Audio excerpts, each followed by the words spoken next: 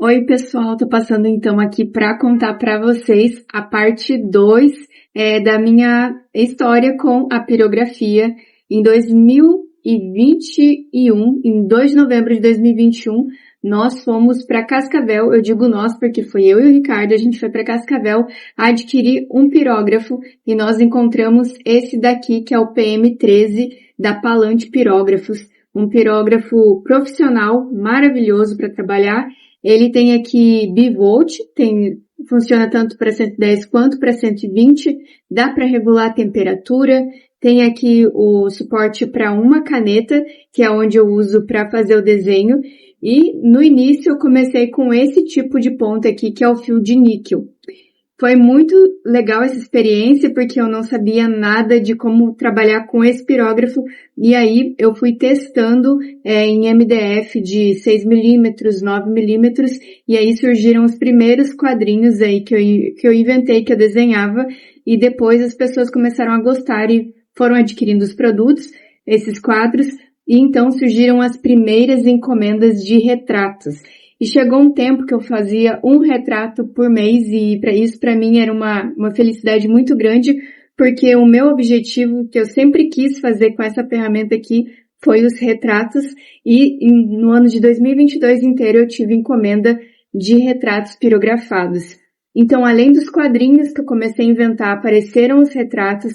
Depois dos retratos também fiz muita personalização de tábuas de corte, de gamelas.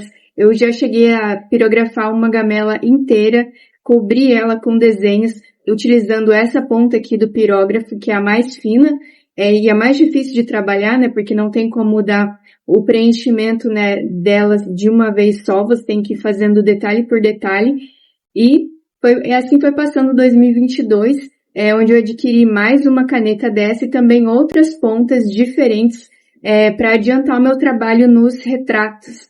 Foi uma experiência muito boa esse primeiro ano com o pirógrafo. Eu vou deixar aí umas fotos para vocês verem os primeiros trabalhos e como foi minha evolução depois que eu adquiri a ferramenta correta para fazer esse trabalho lindo de pirografia. Pirografei em madeira, MDF, depois dos retratos e sempre fazendo retratos, tábuas de corte pirografadas com detalhes, gamelas também, algumas inscrições. Também parti para fazer caixinhas decoradas com pirografia. Também fiz plaquinhas em formato de seta também na pirografia e na madeira. E estou até hoje, então também fiz retratos de santos, muitos retratos santos, grandes, pequenos. Os mais desafiadores eram os maiores, porque precisava de uma área maior para preencher.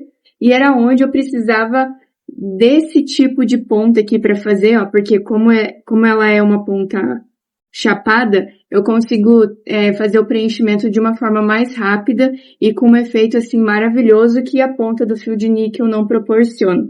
Então, basicamente, essa foi a minha história aí com o pirógrafo e eu tô com esse pirógrafo até hoje aí, sempre trocando caneta, comprando ponta nova, e a novidade é que agora chegou os meus MDFs, lá de Cascavel também, e eu vou voltar então mostrar para vocês, além de todos esses trabalhos aí, então eu vou voltar a fazer os quadros pirografados. Eu também fazia quadros de santos, pessoas e animais, os retratos pets também aí saíram aí 3 de uma vez, foi muito legal fazer. E fica aqui o convite para você que ainda não tem uma arte minha na pirografia, os quadros, os retratos pirogravurados, pode mandar a sua foto aí para mim pirografar, porque eu vou estar disponível aí então com os quadros agora com o material certo para fazer para vocês. Além dos chaveiros, né? Os chaveiros continuam, as caixinhas continuam também, faço pirografada, as placas de seta e agora então vocês vão ver com mais frequência aqui os quadros pirografados, tá bom? Então continua aqui comigo, essa foi a parte então que eu conto para vocês sobre como eu comecei com o pirógrafo e continua aqui que eu vou mostrar os vídeos então o passo a passo e as peças que eu já produzi aí na pirografia desde 2021 para cá.